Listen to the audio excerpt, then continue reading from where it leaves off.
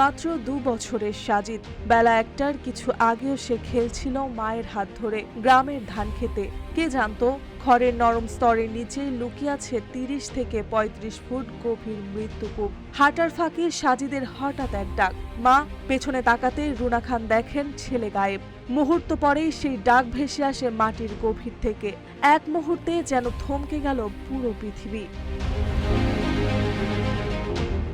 Cube হোল্ডিংসের গল্পে সেই রেখাটি আঁকা হয়েছিল আজ থেকে ১ যুগ আগে। কেবল কাগজে নয়, স্বপ্নের মাটির উপর। শব্দ নয়, কেবল নকশাই আমাদের ভাষা। Cube holdings limited. গর্তের ওপর পাতলা খড়, শিশুর ওজনে ভেঙে পড়ে অতল অন্ধকারে। চারদিকে ছুটোছুটি লোকজন জড়ো হয়। আবার কেউ মাটি ফেলে গর্ত ঢাকতে গিয়ে পরিস্থিতি আরো জটিল করে ফেলে। বেলা ২:৩০টায় খবর পায় ফায়ার সার্ভিস। এসে শোনে ক্ষীণ সারা। সাজিদ তখনও বেঁচে লড়ছে, কিন্তু ভিড় আর হট্টগোলে সেই সারা ধীরে ধীরে হারিয়ে যায়। উদ্ধারকর্মীরা তখন সময়ের সঙ্গে প্রতিযোগিতায় নেমেছে।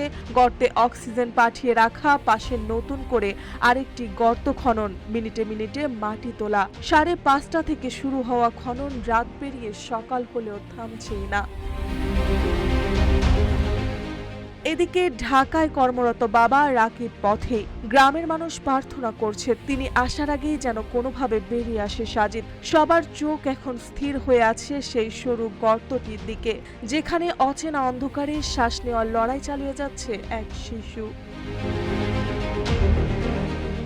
এই মর্মান্তিক ঘটনার শুরু এক নিষিদ্ধ নলকূপ খননের গর্ত থেকে। ভূগর্ভস্থ পানির সংকটে যে গর্ত করা হয়েছিল, বর্ষার মাটি জমে তা পরিণত হয়েছে লুকানো ফাঁদে। আর সেই ফাঁদে পড়েই এখন জীবন মৃত্যুর লড়াই লড়ছে সাজিদ।